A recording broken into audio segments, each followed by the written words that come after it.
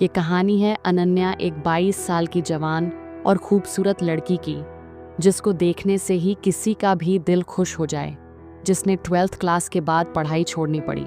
वह अकेली उदास घर पर रहती थी, लेकिन फिर उसकी जिंदगी में आया उसका मकान मालिक। कहानी बहुत ही इंटरेस्टिंग होने वाली है, तो दिल थाम कर सुनिए इस लव स्टोरी को। नमस्ते दोस्तों, आपका स्वागत है मेरे चैनल जानवी की कहानी पर। आज मैं आपके लिए लेकर आई हूँ मेरा मकान मालिक। यह कहानी आपको मदहोश कर देगी, तो चलिए शुरू करते हैं। मेरा नाम अनन्या है। मैं अपनी माँ और छोटे भाई अजय के साथ एक छोटे से किराए के मकान में रहती हूँ। हमारा जीवन साधारण है, लेकिन मेहनत और प्यार से भरा हुआ। मेरी माँ एक फैक्ट्री में काम करती हैं।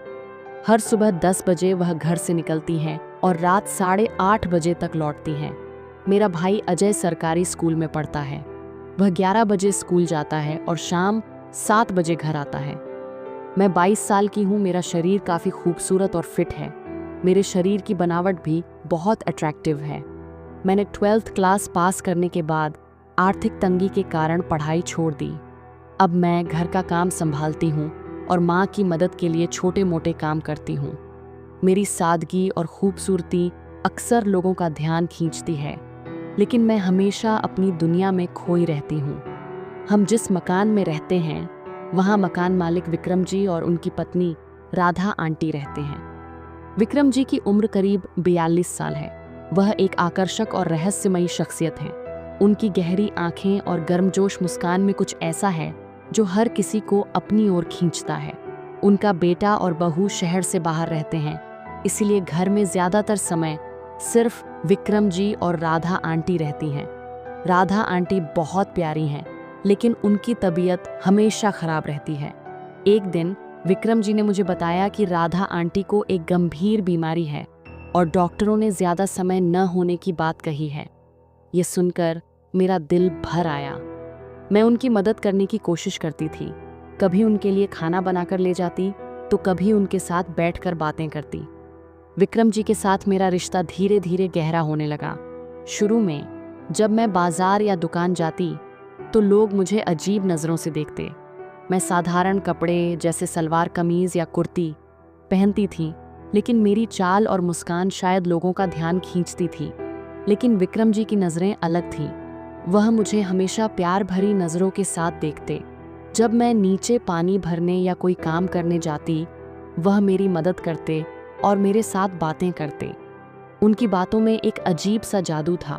वह मुझे अपनी जिंदगी की कहानियां सुनाते, कैसे उन्होंने अपने सपनों को छोड़ा, कैसे राधा आंटी की बीमारी ने उनकी जिंदगी बदल दी। उनकी आवाज़ में दर्द और प्यार का मिश्रण था, जो मेरे दिल को छू जाता। एक दिन बारिश का मौसम था।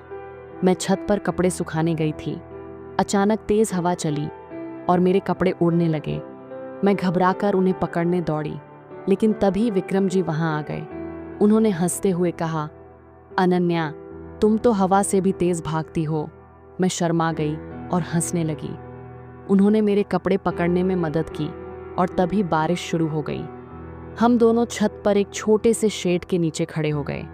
बारिश की बूंदें मेरे चेहरे पर गिर रही थीं और मेरी सलवार कमीज भीग गई थी।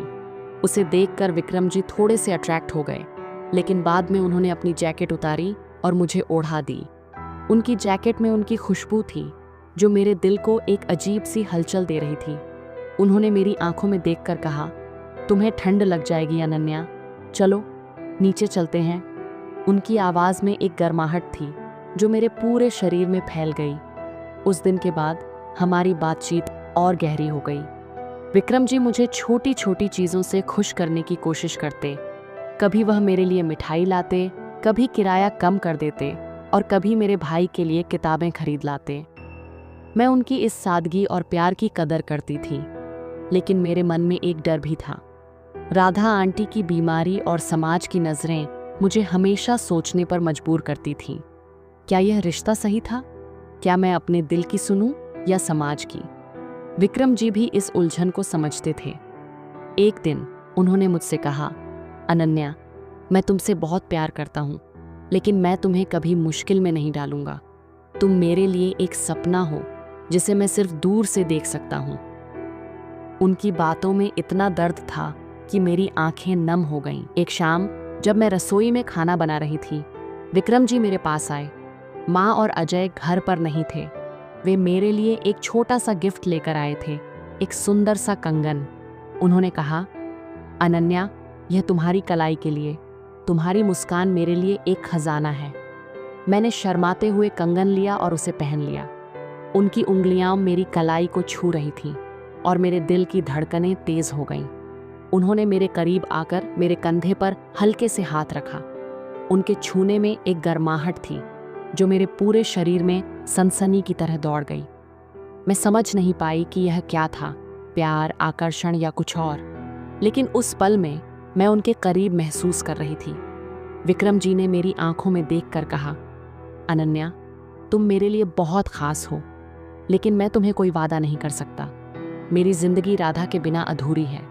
उनकी बात सुनकर मेरा दिल टूट गया, लेकिन मैं उनकी मजबूरी समझ रही थी।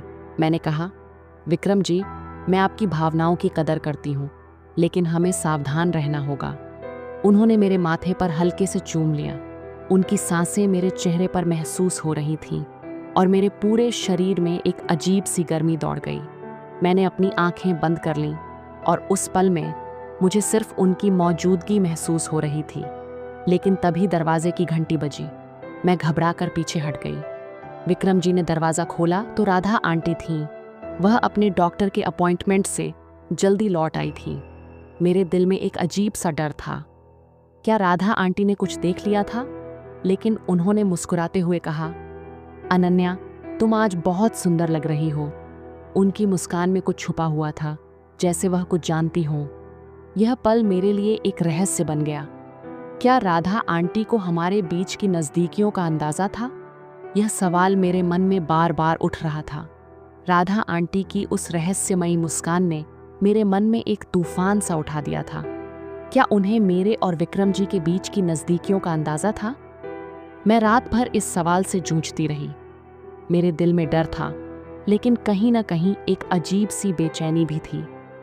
विक्रम जी का वो छूना, उनकी गहरी आंखों में छुपा प्यार और उनकी आवाज़ का जादू, ये सब मेरे मन को बार बार उनकी ओर खींच रहा था।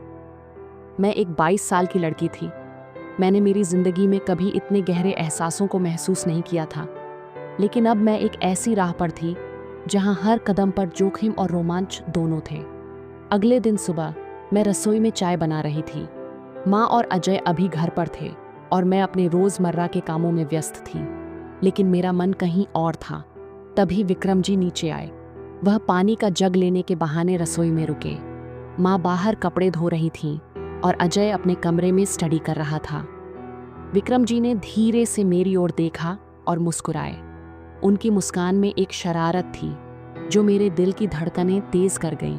उन्होंने धीमी आवाज में कहा, अनन्या, तुम आज सुबह सुबह इतनी खूबसूरत कैसे लग रही हो? मैंने शर्माते हुए अपनी नजरें झुका लीं और कहा, विक्रम जी, आप भी तो हर वक्त अच्छे लगते हैं। उन्होंने मेरे करीब आकर मेरे हाथ से चाय का कप लिया। उनकी उंगलियां मेरी उंगलियों को हल्के से छू गईं और मेरे पूरे शरीर में एक सिहरन सी दौड़ गई। मैंने जल्दी से पीछे हटने की कोशिश की, लेकिन उनकी आंखों ने मुझे जैसे जकड़ लिया था। उन्होंने धीरे से कहा, अनन्या, मैं तुम्हें हर पल देखना चाहता हूँ। तुम मेरे लिए एक सपना हो। उनकी बातें मेरे दिल में एक मीठा सा दर्द पैदा कर रही थी। मैंने कहा, विक्रम जी, कोई देख लेगा, प्लीज़ देख तो लीजिए, आंटी हुई तो।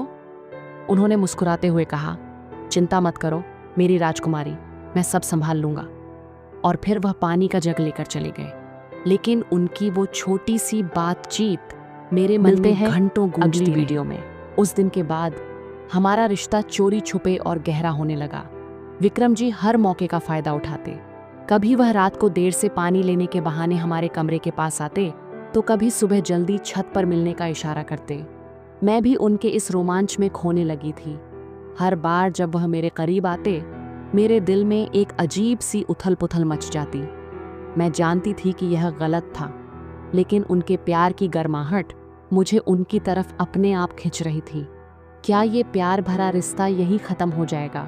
अगर आंटी को पता चला तो वो मुझे घर से निकाल देंगी या मुझे कुछ समझाएगी। या हमारा ये रिश्ता आगे और ज़्यादा मजबूत हो जाएगा। फ्रेंड्स, अगर आपको यह स्टोरी पसंद आई हो और अगला भाग चाहते हो तो कमेंट करें। मैं आपके लिए इसका दूसरा भाग जल्द ही लेकर आऊंगी। मुझसे जुड़े रहने के लिए सभी दोस्तों को बहुत सारा प्यार। ये कहानी केवल मनोरंजन और शिक्षा के उद्देश्य के लिए है। मेरा मकसद किसी भी तरह की अनुचित बात या अश्लील भावना को बढ़ावा देना नहीं है।